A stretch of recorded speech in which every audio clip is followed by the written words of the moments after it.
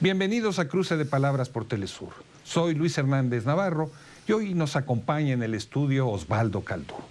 Osvaldo nació en Argentina, tuvo que exilarse muy joven después de pasar varios años por la cárcel, fue militante de las Juventudes Guevaristas, del PRT-ERP argentino, herrero, restaurantero, cocinero, promotor cultural y un gran contador de historias. Osvaldo, muchas gracias por estar en este Cruce de Palabras con nosotros. Gracias a ustedes. Osvaldo, tú naces en Luján. Yo nazco en Buenos Aires. En Buenos Aires. Pero vivo en Luján, que es una ciudad que está a 50 kilómetros de Buenos Aires, y es muy conocida porque es el centro religioso prácticamente de Sudamérica. Es como si fuera la Guadalupe en México, la Virgen de Luján. Tenemos una basílica de 100 y tantos metros de altura, entonces es un lugar muy conocido por la religión y ultraconservador. ¿Y cómo en esa cueva de la ultraderecha te formaste como rojo? Bueno, yo me formé como rojo. Mis padres y mi madre, los dos son refugiados republicanos. O sea, se conocieron en Argentina, pero mi padre fue oficial en la República, mi madre estuvo presa, es vasca, estuvo presa en el País Vasco o militarizada, fabricando ropa uniformes para la guerra. Entonces, pues, mi madre para dormir me cantaba las canciones contra Franco, cuando era bebé. El ejército del Ebro. Sí, el ejército del Ebro y todas las demás. Entonces eran mis canciones de cuna, y yo creo que algo fue pegando. Pero ¿cómo comienzas entonces tú a participar políticamente en la Argentina de aquellos años? Bueno, un amigo que conocía me llevó a la casa de un poeta de Luján, Dardo Dorronsoro, a los 13 años. A los 13 años. 13 años más o menos. Dardo era también, además de poeta, herrero. Herrero, es con el que aprendí el oficio. Un extraordinario herrero de forja, pero un extraordinario poeta. Y era un personaje que a todo el mundo que lo conocía lo atrapaba, porque vivía en una sencillez franciscana, predicaba el comunismo, pero comía nueces y miel. La ropa la compraba usada a los sastres, la que se les quedaba, los trajes, ¿no? En su casa no había llave, se podía entrar y salir. Y en la casa de Dardo pues, no se veían las paredes de libros, estaban todos los libros del mundo. Militante del Partido Socialista. Él empezó como socialista, ya estuvo como socialista y como a los 16 años ya había ganado premios de poesía y todo, y era una persona que tiene segundo grado de primaria, pero autodidacta, ¿no? Se formó y se convirtió en un referente para muchos jóvenes. Y ahí nos juntamos en su casa 15 o 20, y cuando el país cambia, porque vienen los 70 y se abren las puertas de las cárceles de la dictadura de Onganía en el 73 y eso. Argentina es un hervidero de proyectos, parecía que la revolución estaba a la vuelta de la esquina y todos queríamos participar en esa revolución, por lo menos la gente que tenía una identificación con el socialismo. Y a donde aprendíamos y donde nos forjamos mucho fue en casa de Dardo, porque llegaba y estaban... ¿Y eran tertulias, eran círculos de estudio? No. Era... Nomás ir a la tarde a conversar en casa de Dardo, por ahí teníamos un mimeógrafo para hacer volantes, O sea, Dardo era un señor ya de 60 y tantos años cuando nos secuestraron, y nosotros teníamos 18, 19, 20, 25, pero salíamos a volantear y Dardo hacía las contenciones. ¿Tú has contado cómo él, en su trabajo de herrero, por el que tú aprendiste, sí, según nos cuentas, él prácticamente no cobraba? No, porque Dardo vivía... No se aprovechaba. No, que se va a aprovechar si regalaba casi todo. O sea, él trataba de trabajaba 4 horas a la mañana y a la tarde escribía toda la tarde y llegaba gente, llegaban amigos y llegaban artistas, poetas, cineastas. Que se fumaban los cigarros de su mujer. Nosotros los chavos sí, pues no teníamos para cigarros. Nos fumamos los cigarrillos de Nelly, pero la casa siempre llegaba gente de todos lados y muy interesante. Ahora, yo trabajé con Dardo muchos años y en la mañana también llegaba gente al taller, entonces estábamos forjando, tomando mate, pero era muy amena las pláticas, pues se hablaba de todo lo que nos interesaba. Te estoy hablando de un momento que acababa de morir Guevara. 1967. Sí, claro, en los 70, en los 60 y tantos ya nos reuníamos ahí y teníamos la influencia de la Revolución Cubana. Estábamos en un momento donde Argentina además se abren las puertas de las cárceles en el 73, cuando llega Cámpora, y un aluvión de jóvenes se van a organizaciones políticas. Entre ellos Osvaldo Caldú. También, sí, claro. ¿Y tu hermano José Luis? José Luis, mi hermano José Luis, que era mucho más chico, pero también de los 10, 12 años empezó a ir con Dardo y bueno, hasta que lo mataron en la tablada. Ahora nos platicas de la tablada.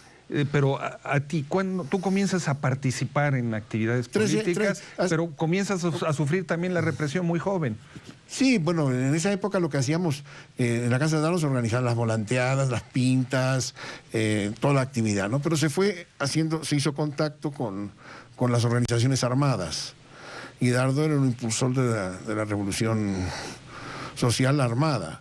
Entonces, los jóvenes iban, algunos, la mayoría fueron a la Juventud Guevarista, que era la rama joven del PRT, otros se fueron a Montoneros, a otras organizaciones, pero fue un semillero ahí.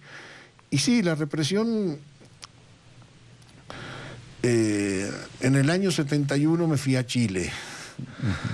¿Exilado? No, a participar. A ver el experimento.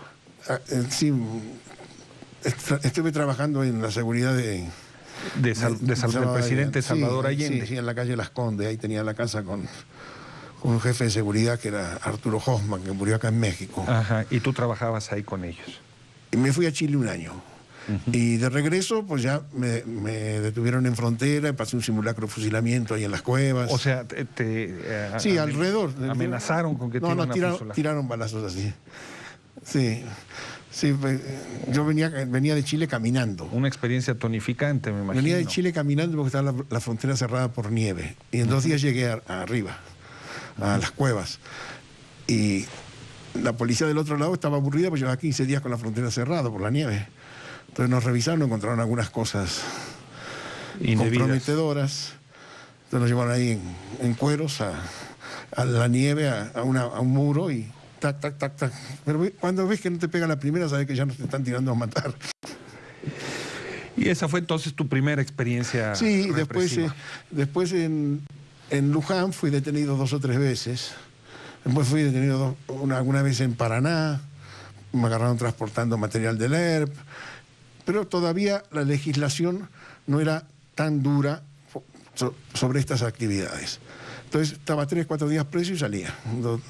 Me pasó eso 2 o 3 veces.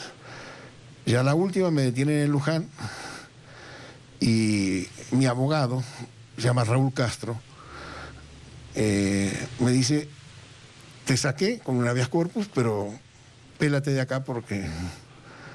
Y al día siguiente al abogado le volaron a la casa. Le metí una bomba. Ya empieza a operar en Luján los grupos parapoliciales. Y entonces yo viajo hasta la frontera de Brasil y me detienen en un hotel en Concordia. Cruzando la frontera. Sí, pero había tenido esas caíditas chicas y ya en esta caída ya empiezo a deambular de una cárcel a otra. Concepción del Uruguay, la prisión de Gualeguaychú y termino en lo peor que era Coronda, ¿no? Coronda, donde tenían una organización ejemplar los presos. Sí, en Coronda se hizo un proyecto de exterminio físico y mental de la gente. El lema era de aquí no se sale con los pies para adelante, o loco. Entonces, a diferencia de otras cárceles que no manejaban servicios penitenciarios, Coronda era operada por la Gendarmería. Al frente siempre estaba un comandante de Gendarmería. Y éramos 3 pabellones, y el 1, el 3 y el 5, y eran distintos grados de represión según el nivel. A mí me tocó estar en el 5, que se decía el de los irrecuperables. O sea, ya... Entonces decían que de ahí nadie no podía salir de vivo. Pero lo extraordinario fue que no pasó en otras cárceles, porque en las cárceles donde la gente tiene un poco de comunicación y así, sigue funcionando los partidos y las organizaciones, pero entre organización. Y en Coronda el aislamiento era total. Llegábamos a estar meses sin salir de la celda, porque había un montón de técnicas para que no saliéramos. Silbar, cantar, sentarse era delito. Literalmente. Te aplican días de sanción, no puedes salir. Entonces no hay recreo. De 100 personas salen 5, 7. Y a veces te hacen caminar a 2 metros de distancia uno de otro mirando al piso. O sea, es como un campo nazi. Y entonces es un lugar donde no hay nada. Ni papel, ni lápiz. Luego los suéteres los sacan en invierno y los devuelven en verano. Duchas de agua fría a las 5 de la mañana en pleno invierno, todos formados en el patio. Entonces, en ese régimen de tanto aislamiento, se logró una cosa que no se logró en ninguna cárcel, que es que las 3 organizaciones más importantes tuvieron una sola dirección. O sea, el PRT, Montoneros y Poder Obrero. Y se llamó La Tripa, porque las decisiones se tomaban entre 3. Entonces la Tripa resolvía las estrategias que había que tener para el periodo y analizaba la situación y organizaba, por ejemplo, todos estudiábamos 6 horas por día, que eran controladas. ¿Cómo estudiábamos? Una técnica era abrir las ventanas. Bueno, el secreto de todo lo que se hizo en Coronda empieza con el periscopio. Con el periscopio. El periscopio, porque la guardia está permanente recorriendo los pabellones y una mirilla que tiene la puerta, por ahí te están revisando que no estés haciendo... Está todo prohibido. Una gota de agua en el piso es castigo. Y entonces se desarrolló con miga de pan y saliva y un poquito de ceniza, porque teníamos a veces cerillos y tabaco, que se cortaban en 4 con la hoja de afeitar para sacar 4 cerillos. Se hace una barrita negra con saliva y un poco de papel quemado o así, y en la punta le ponemos un pedacito de vidrio como de medio centímetro cuadrado, un poquito más.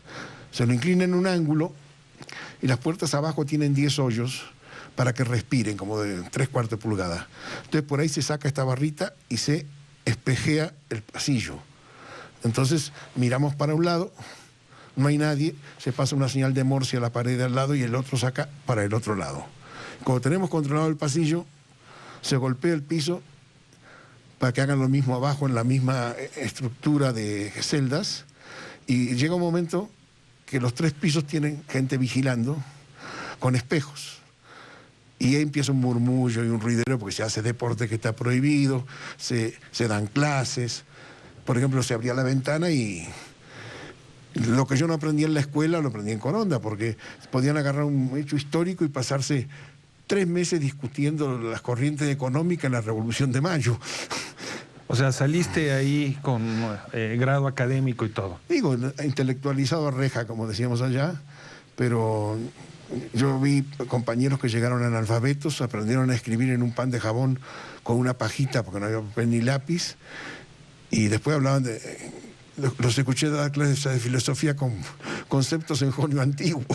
¿Te parece, Osvaldo, si vamos a una pequeña pausa? Y a ustedes, amigas, amigos, los invitamos a que continúen con nosotros. Volvemos en muy breves instantes.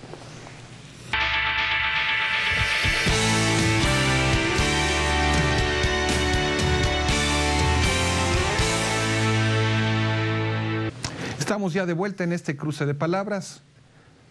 Está con nosotros Osvaldo Caldú, cocinero, herrero, organizador revolucionario, y como ustedes han podido ver en esta primera parte del programa, un gran narrador.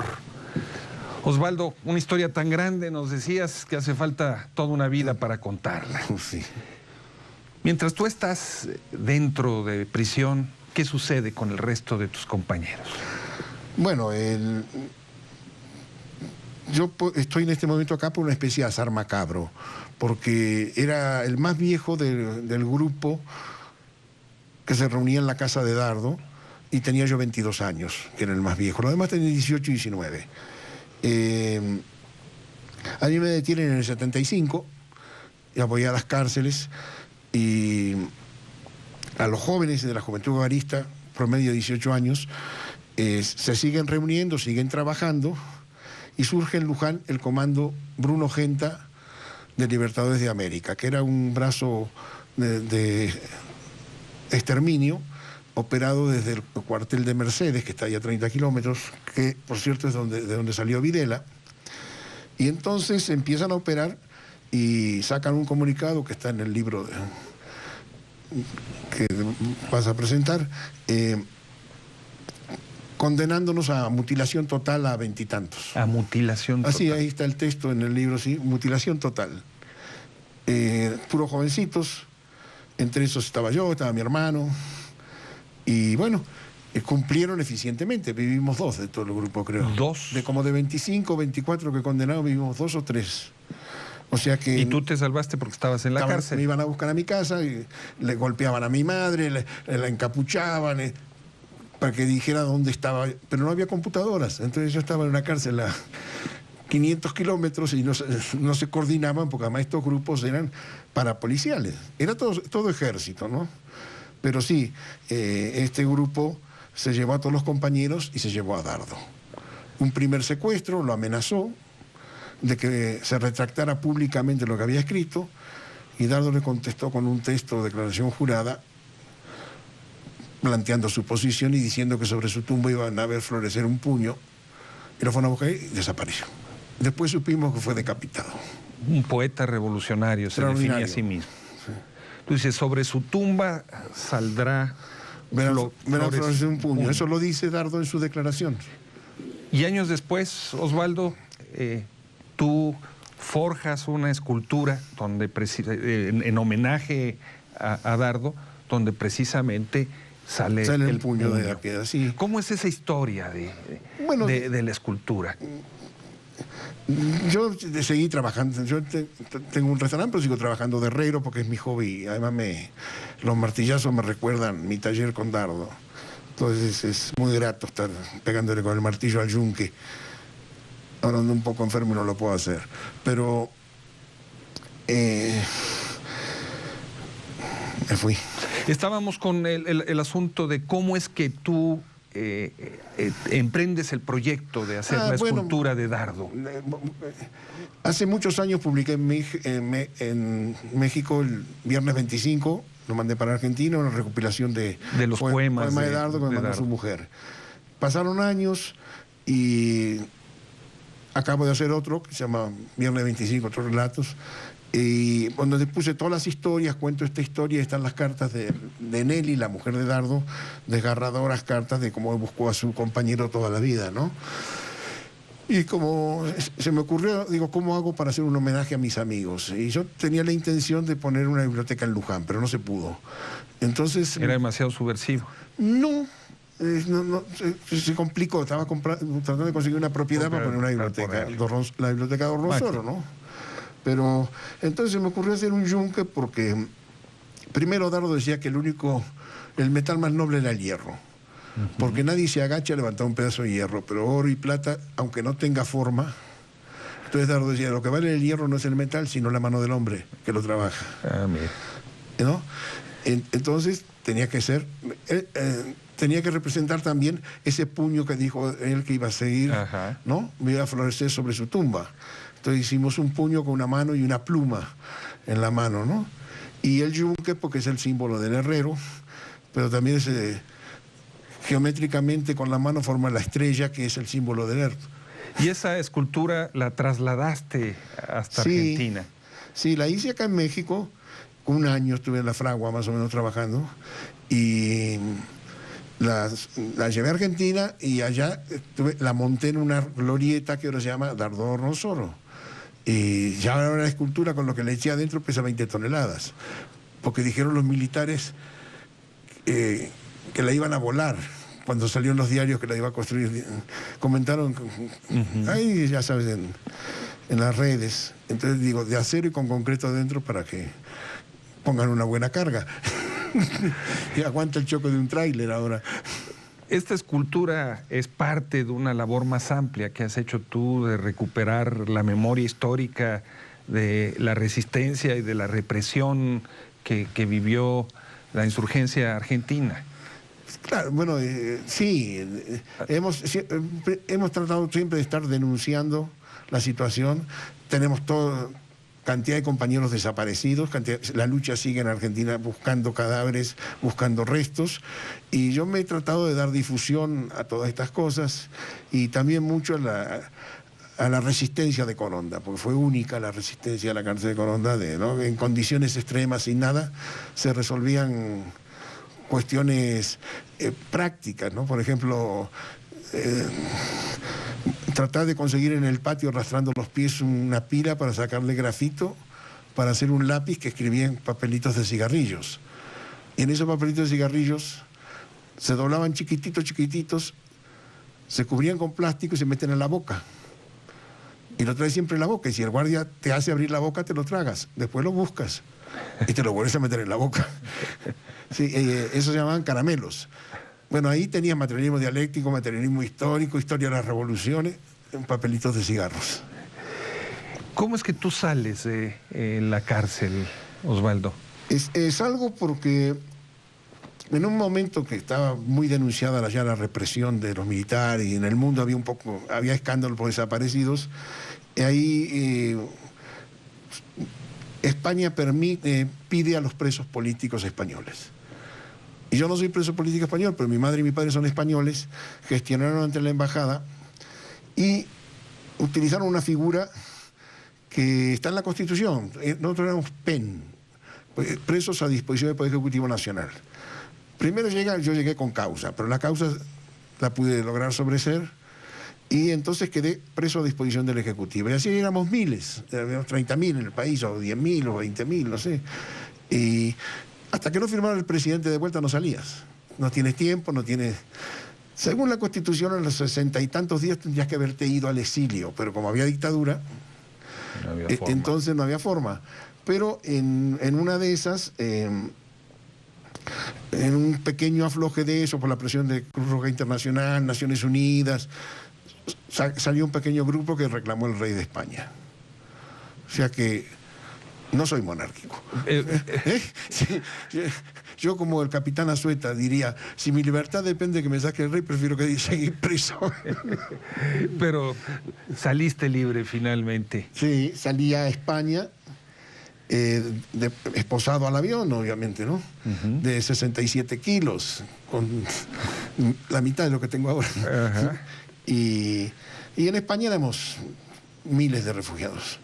Entonces empezamos a trabajar vendiendo artesanías en la calle, bicicletas, y bueno, empezamos a sobrevivir y seguíamos organizados en la resistencia y en algunos planes de retorno que no se concretaron, pero planes de retorno a Argentina que se conspiraba desde España y desde Italia.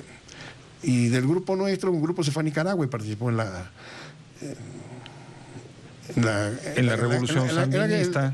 Sí, ahí se fue mi hermano, estuvieron luchando contra la Contra, y del grupo nuestro es el que ejecutó a Somoza también en Paraguay, que son paisanitos. ¿En Paraguay? Sí, la operación que se llamó Operación Reptil. Sí, la dirigió Gorriarán Merlo, fue detenido en México hace unos años. Y tú tienes un mural en tu restaurante donde aparece, entre otros, muchos personajes, ¿no? Sí, Gorriarán fue uno de los que siguieron luchando. Como no había posibilidades de desarrollo en Argentina porque estaba destrozada la estructura, entonces fue a Nicaragua y con un grupo, ahí fue mi hermano, y después son el grupo que atacó el cuartel de La Tablada, donde ahí sí tuvimos 20 y tantos muertos, y un grupo de como de 20 y tantos presos que tuvieron 14 años hasta una amnistía. Esto ya pasó con Alfonsín. O sea, en época de Alfonsín había regresado la democracia, pero una democracia muy acotada porque el ejército presionaba mucho, pues hicieron los juicios contra la Junta, los juicios contra la militar, y pedían ser amnistiados, y a cada rato se les levantaban a Alfonsín. Semana Santa, Montecaseros, entonces golpistas, los cara pintada. Y entonces un grupo de excompañeros de varias organizaciones con el Gorriarán a la cabeza, en un cuartel que estaba en apresto de combate, así, se decidió entrar a pararlos. Y ahí hubo como 48 muertos, porque el ejército bombardeó con napal. ¿Y tú te echaste sobre los hombros la misión de mantener viva la memoria de toda aquella lucha? Creo los que tuvimos el azar de salvarnos, tenemos que contar la historia, porque es la historia de los compañeros que dieron la vida y no la pueden contar, ¿no? Yo pedí a mi hermano en La Tablada, murió en el ataque. Pero bueno, llegó a México de 14 años, muy jovencito, 15 creo. No, de 18 años llegó y se regresó porque sabía que tenía que seguir aportando. Y llegó hecho un niño acá y después se fue a Nicaragua y de Nicaragua a Argentina y bueno, ahí murió. Ahí falleció. Sí. Ahí murió en el ataque. Salió mal la acción, se complicó y entonces el ejército lo que hizo fue no aceptar rendición y bombardeó hasta con napal. O sea, los muertos del ejército, la mayoría los mató el ejército. Osvaldo, al ver toda esta historia que tú Sí. cuentas y compararla con la situación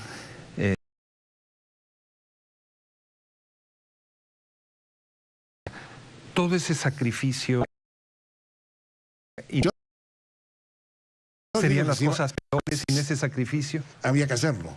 Lo que pasa es que salió mal. Primero fue la derrota político-militar de las organizaciones. O sea, fue imposible concretar un proyecto revolucionario. Costó 30.000 muertos.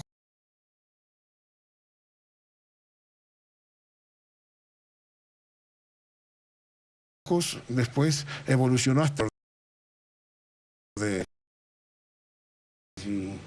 Argentina era un país que del peronismo tenía una legislación laboral muy progresista, una legislación social, todo se eliminó. Ahora acaban de